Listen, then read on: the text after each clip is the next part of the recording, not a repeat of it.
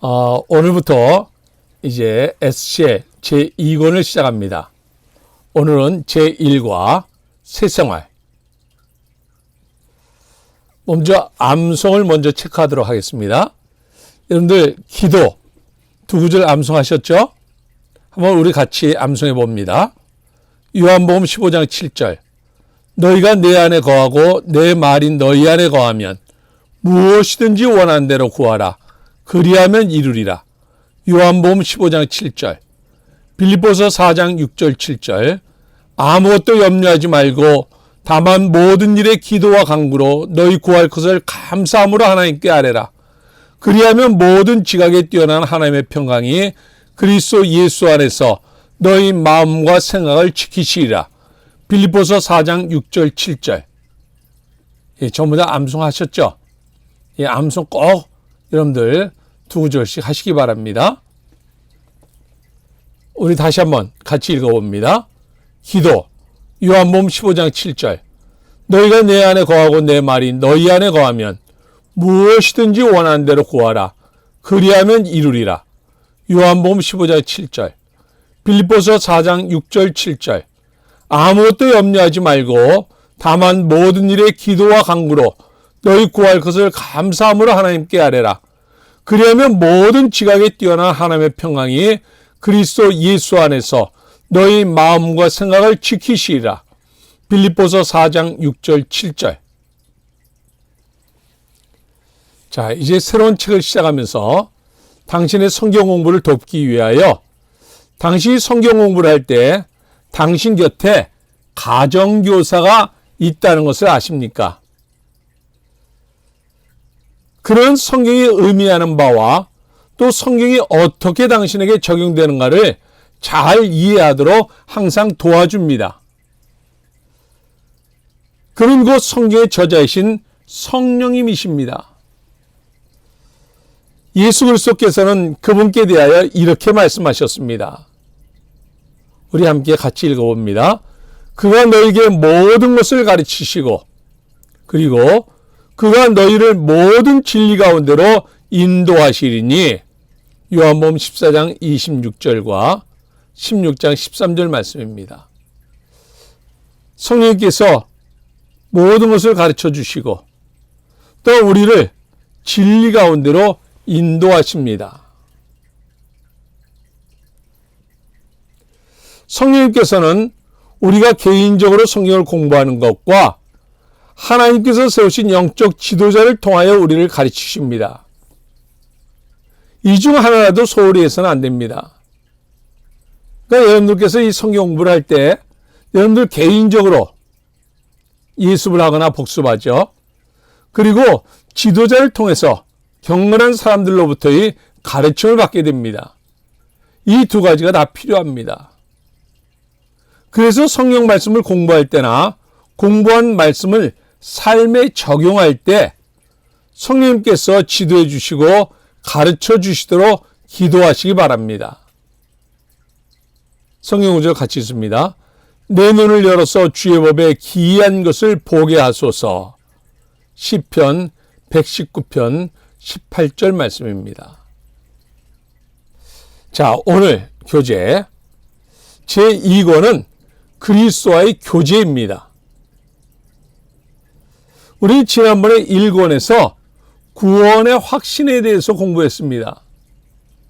그리고 이제 2권에서는 양육에 대해서 공부합니다.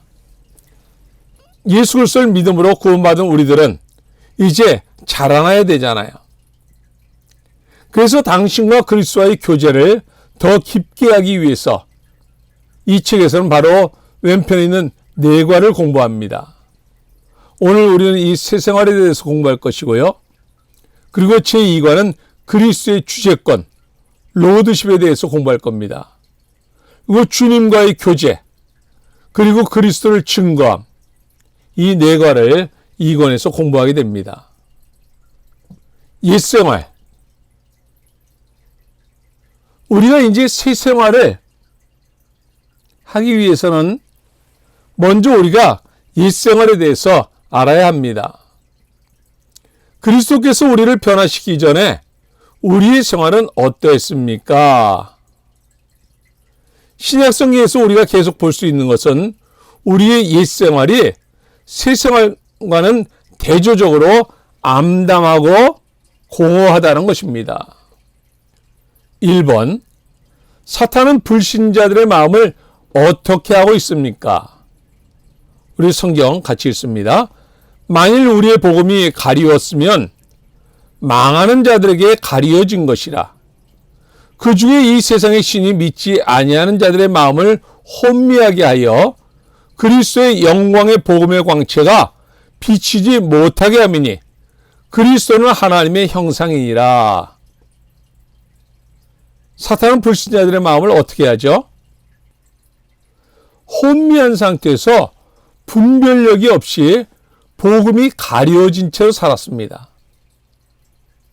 그러니까 이 세상의 신이 믿지 아니하는 자들의 마음을 혼미하게 한다고 했습니다. 2번, 불신자들을 어떻게 묘사하고 있습니까? 에베소 4장 18절 같이 읽습니다. 그들의 총명이 어두워지고 그들 가운데 있는 무지함과 그들의 마음이 굳어짐으로 말미암아 하나님의 생명에서 떠나 있도다. 여기서 불신자를 어떻게 묘사하고 있습니까? 실패할 수밖에 없는 운명이다. 하나님과 분리되었다. 진지하지만 그릇되었다. 과오를 범하고 두려워한다. 깨닫지 못한다. 자, 오늘 이 성경 말씀을 기준에서 본다면 뭐죠? 불신자들은 그렇죠. 하나님과 분리되어져 있죠. 그리고요, 복음을 깨닫지 못하죠.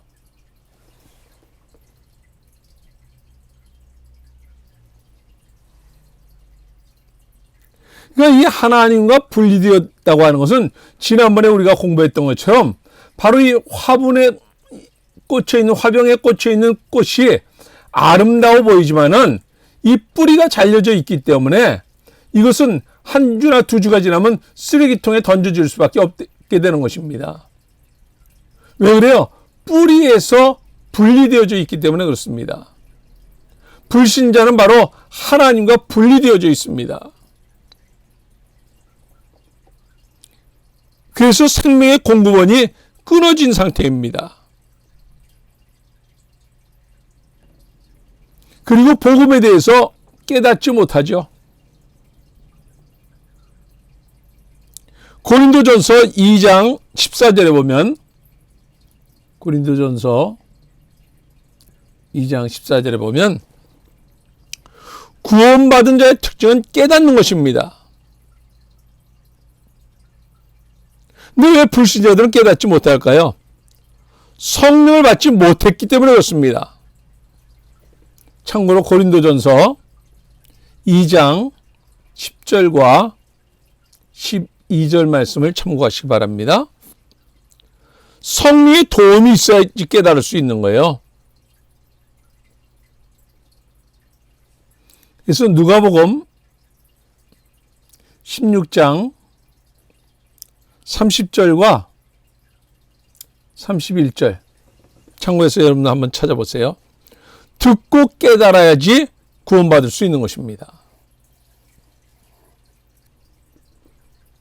자, 3번. 에베소 2장 1절부터 3절까지 보면요.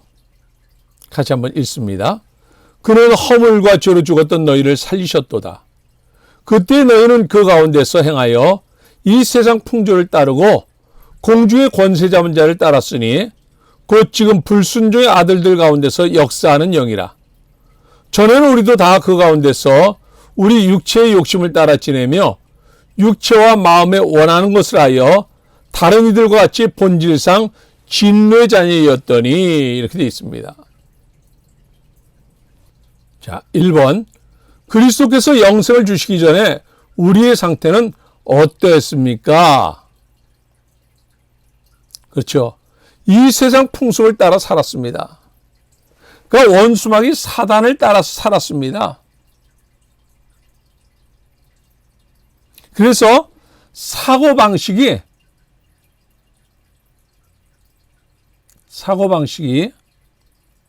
세상적인 삶이었습니다. 두 번째는 습관이 세상적이었습니다. 세 번째로 삶의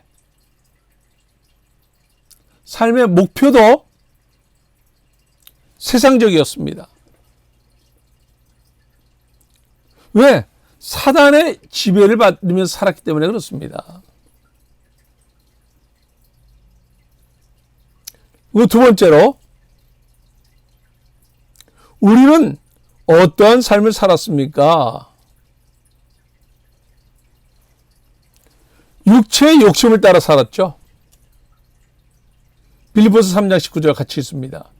그들의 마침은 멸망이요 그들의 실은 배요 그 영광 그들의 부끄러움에 있고 땅의 일을 생각하는 자라. 그들의 마침은 결국은 멸망입니다. 그러니까 부끄러운 것을 자랑하며 살았어요. 그들의 삶이 부끄러운 삶을 살면서 이 부끄러운 것을 자랑하면서 살았던 거예요. 3번, 우리는 본질상 진노의 자녀였습니다. 본질상 진노의 자녀.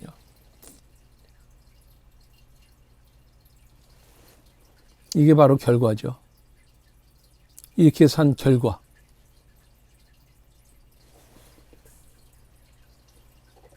그러니까 하나님의 진노를 받는 그런 삶을 살았던 거예요.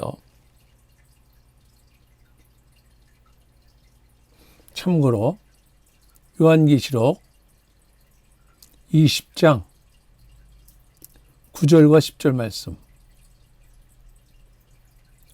그리고 21장 8절 말씀, 여러분께서 참고하시기 바랍니다. 4번, 에베소 2장 4절과 5절에서 자, 같이 읽습니다. 긍휼이 풍성하신 하나님이 우리를 사랑하신 그 큰 사랑을 인하여 허물로 죽은 우리를 그리스도와 함께 살리셨고 너희는 은혜로 구원을 받은 것이라. 자, 1번, 하나님이 어떻게 묘사되어 있습니까?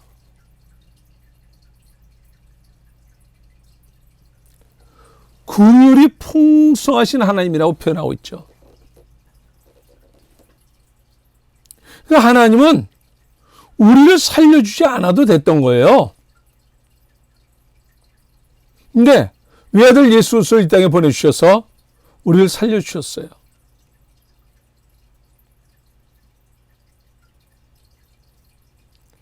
(2번) 하나님이 우리를 위하여 무엇을 해주셨습니까?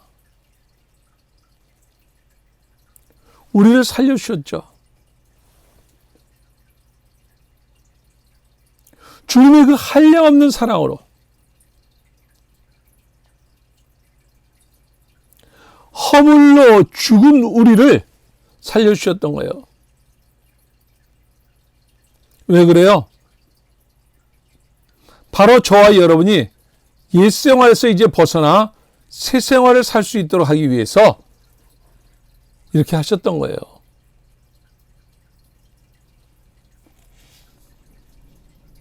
자, 그럼 이제 우리 새 창조에 대해서 함께 살펴봅니다.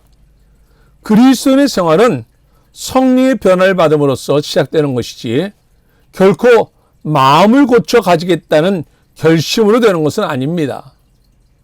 마음을 고쳐 가지는 것이 아니고 전적으로 영원한 새 생명을 하나님께 받음으로, 다시 말해서 하나님의 생명이 우리에게 주어짐으로 시작되는 것입니다. 5번, 사람이 그리스도 안에 있을 때, 사람이 그리스도를 믿었을 때 성경은 그 사람에 대해 어떻게 말하고 있습니까? 우리 고린도후서 5장 17절 암송하셨었죠? 같이 읽습니다. 그런즉 누구든지 그리스도 안에 있으면 새로운 피조물이라. 이전 것은 지나갔으니 보라 새 것이 되었도다.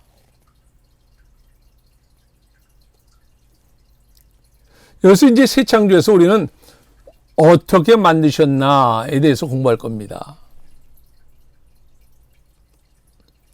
우리를 새 사람으로 만드셨습니다. 왜냐하면 이제 주인이 바뀌어진 게 된 거예요. 주인이 바뀌어졌기 때문에 이제 저와 여러분은 새 사람이 된 것입니다. 그러니까 그리스도 안에 있을 때라고 하는 거예요. 노아홍수 때 방주 안에 들어갔던 사람들은 살았습니다. 이스라엘 백성들이 출애굽하기 바로 직전에 그들이 문설주에 피가 발라있는 그 집에 들어가 있던 자들은 바로 죽음의 신이 지나갈 때 그 집은 피해서 지나갔습니다. 그래서 이것을 유월절, 영어로 패스오버라고 말합니다. 죽음의 신이 그것을 넘어갔습니다. 그러니까 그 안에 어떤 사람이 있느냐 하는 것을 본 것이 아니라 문설주에 피가 발라졌느냐 그렇지 않느냐 그걸 봤습니다. 오늘 저와 여러분이 이제 예수 그리스도 안에 있게 된 것입니다. 그래서 우리는 이제 새 사람이 된 것입니다. 우리의 삶의 주인이 바뀌어진 게 된 거예요. 그래서 저와 여러분이 이제 새로운 피조물이 된 거예요. 그리스도 안에 있으면 새로운 피조물이라 이렇게 말씀하고 있어요. 자, 6번. 하나님께서 우리 속에 있는 이 새 생명을 어떻게 창조하셨습니까? 같이 읽습니다. 너희가 거듭난 것은 썩어질 씨로 된 것이 아니요 썩지 아니할 씨로 된 것이니 살아있고 항상 있는 하나님의 말씀으로 되었느니라. 하나님의 말씀으로 창조된 거예요. 이 말씀은 어떤 말씀이에요? 살아있는 말씀이에요. 항상 있는 말씀이에요.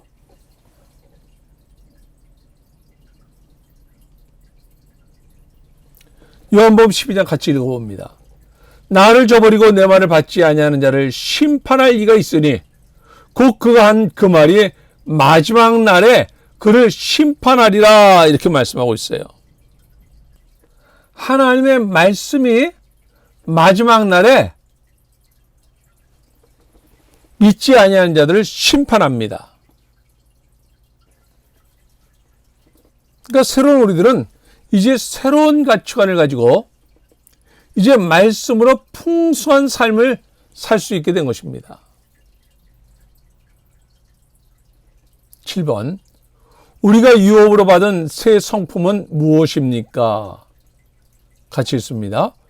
이로써 그 보배로운 지극히 큰 약속을 우리에게 주사 이 약속으로 말미암아 너희가 정욕 때문에 세상에서 썩어질 것을 피하여 신성한 성품에 참여하는 자가 되게 하려 하셨느니라.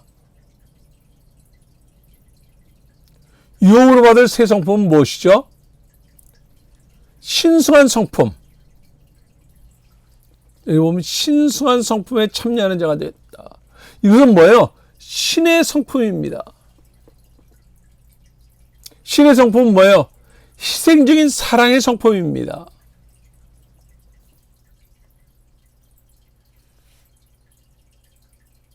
그래서 갈라디아서 5장 22절과 23절을 보면 성령의 열매가 나오는데요.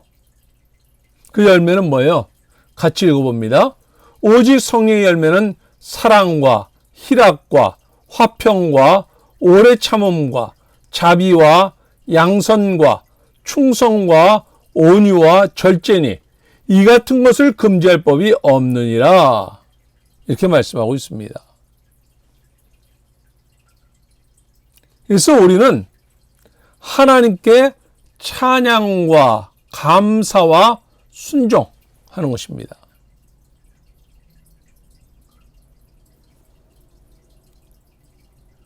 그리고 성도에게는 사랑의 교제를, 성도와는 사랑의 교제를 하는 것이죠. 그리고 불신자에게는 전도로 우리의 사랑을 나타내는 것입니다. 하나님과 또한 성도와 불신자의 관계를 우리는 어떻게 할 것인가 라고 하는 거예요. 예수 유혹으로 받은 새 성품, 우리는 이제 새로운 성품을 갖게 된 것입니다.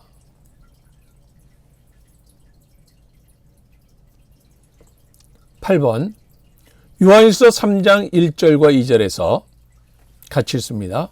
보라, 아버지께서 어떠한 사랑을 우리에게 베푸사 하나님의 자녀라 일컬음을 받게 하셨는가. 우리가 그러하도다.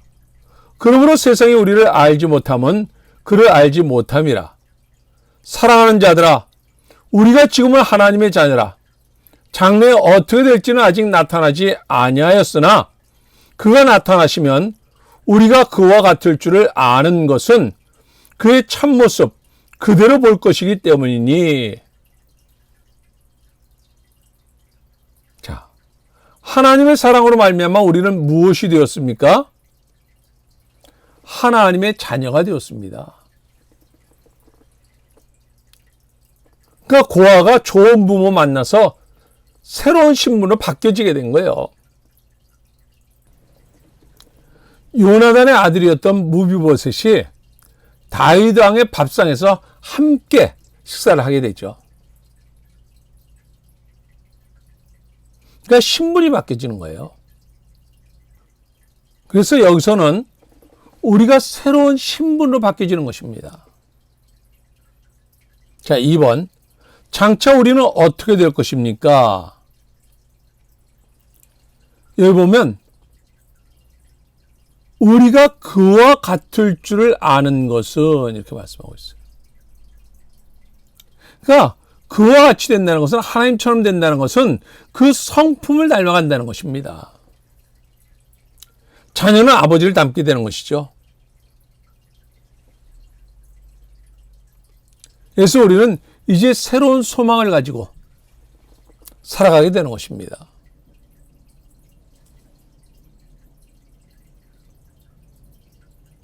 어떻게 사람이 하나님의 자녀가 됩니까? 갈라디아서 같이 있습니다. 너희가 다 믿음으로 말미암아 그리스도 예수 안에서 하나님의 아들이 되었으니. 우리는 믿음으로 하나님의 자녀가 된 것입니다. 요한복음 1장 12절. 영접하는 자 곧 그 이름을 믿는 자들에게는 하나님의 자녀가 되는 권세를 주셨으니, 이렇게 말씀하십니다.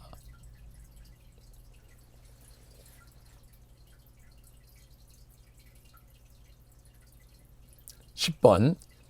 그리스도께서 우리를 구속하실 때 우리는 하나님과 어떤 새로운 관계를 맺게 됩니까? 갈라디아서 4장부터 7절까지 같이 읽습니다. 때가 참에 하나님이 그 아들을 보내사 여자에게서 나게 하시고 율법 아래에 나게 하신 것은 율법 아래에 있는 자들을 속량하시고 우리로 아들의 명분을 얻게 하려 하심이라. 너희가 아들임으로 하나님이 그 아들의 영을 우리 마음 가운데 보내사 아빠 아버지라 부르게 하셨느니라. 그러므로 내가 이후로는 종이 아니요 아들이니 아들이면 하나님으로 말미암아 유업을 받을 자니라. 자, 복이 있습니다. 하나님의 종, 하나님의 자녀와 상속자, 하나님의 고용인, 하나님의 율법 아래 있는 종. 우리는 하나님과 어떤 관계를 맺게 되죠? 바로 자녀와 상속자죠.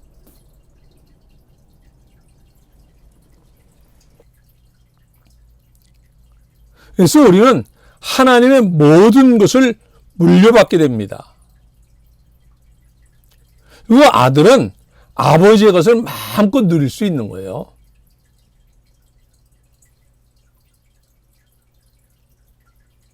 (11번) 새로운 삶을 사는 우리에게 성령께서 어떤 확신을 주십니까? 말씀 같이 읽습니다. 성령이 친히 우리의 영과 더불어 우리가 하나님의 자녀인 것을 증언하시나니.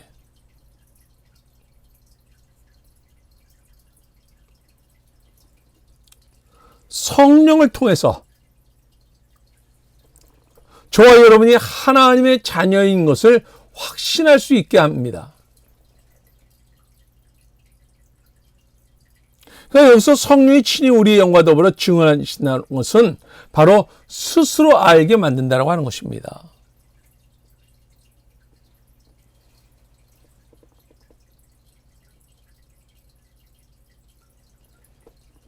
자, 이제 우리가 이렇게 하나님의 자녀로서 새롭게 변화됐는데 이 땅을 살아가는 동안 유혹은 반드시 온다라고 하는 것입니다.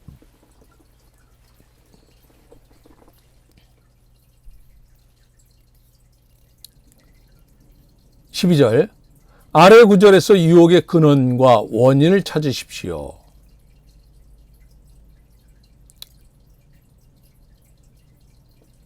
첫 번째로 유혹의 근원이 아닌 자는 누구입니까? 라고 하는 거예요. 야고보서 1장 13절 사람이 시험을 받을 때 내가 하나님께 시험을 받는다 하지 말지니 하나님은 악에게 시험을 받지도 아니하시고 친히 아무도 시험하지 아니하시느니라. 유혹의 근원이 아닌 자가 누구죠? 그렇죠. 하나님이죠. 하나님은 우리를 죄로 유혹하지 않으십니다.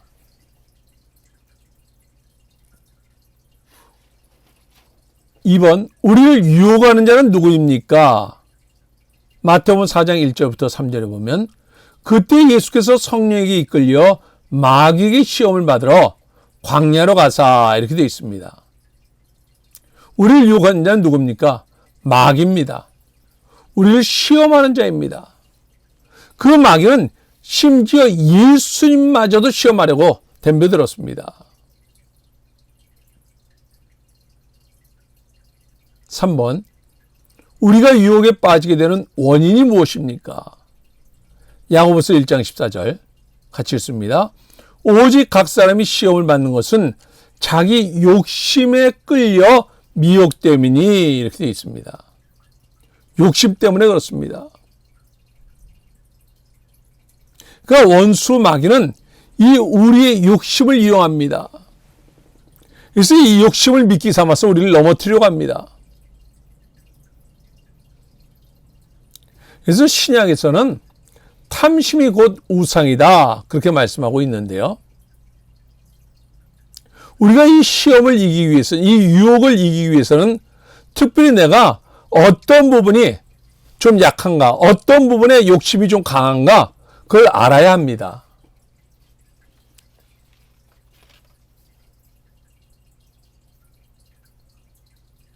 그 여기서 우리가 알아야 할 것은 우리가 하나님의 자녀가 됐음에도 불구하고 우리가 완전히 우리의 생각과 행동까지 변화된 것은 아니기 때문에 우린 유혹에 넘어갈 수가 있습니다. 다시 말해서 하나님의 자녀로 위치는 바뀌었지만 상태는 아직도 죄의 유혹 가운데 머물러 있을 때가 참 많습니다. 그래서 우리가 내가 특별히 어떤 부분에 욕심이 많은가 이걸 우리가 잘 알아서 우리가 원수 마귀의 유혹에 넘어가지 않도록 우리는 항상 조심해야 합니다.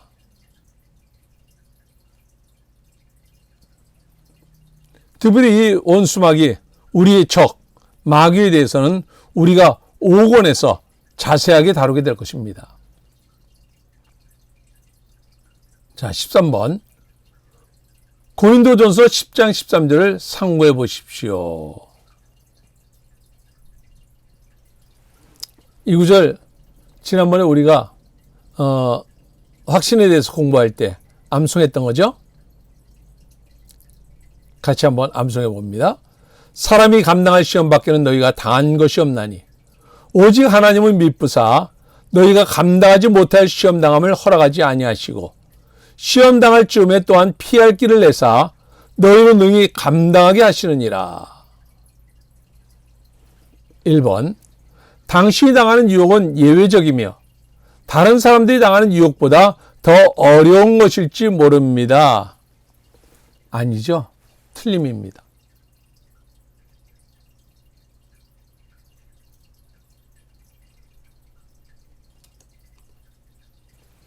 베드로전서 5장 9절 같이 읽어봅니다.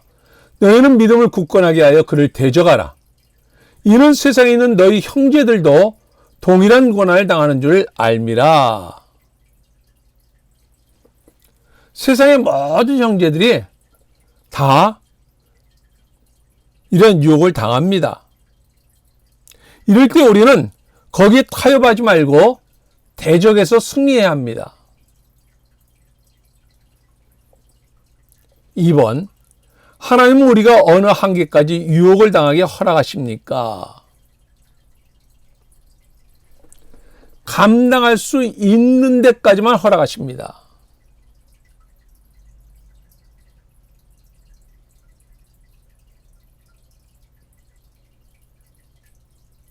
3번, 우리가 유혹당할 때 하나님께서 무엇을 반드시 준비해 주십니까? 그렇죠. 피할 길을 주시죠.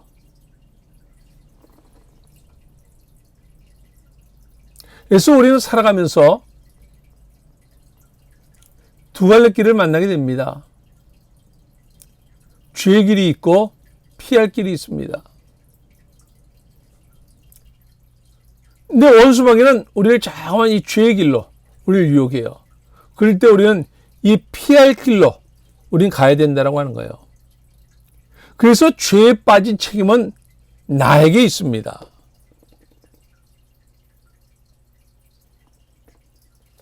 여기서 여러분들 유혹과 시련 그 차이가 뭐냐면 이 유혹, 템테이션 그건 마귀가 우리를 넘어뜨려 가기 위해서 마귀가 주는 것입니다. 근데 시련 이것은 하나님이 특별한 목적을 가지고 우리를 연단시키기 위해서 하나님이 우리를 훈련시키시는 것입니다. 이 유혹은 내 안에서 와요. 내 시련은 밖에서 옵니다. 그리고 유혹은 결국은 우리를 파괴시키는 데 목적이 있습니다. 내 시련은 우리를 교육시키고 우리를 강한 자로 세우기 위해서 주시는 것입니다.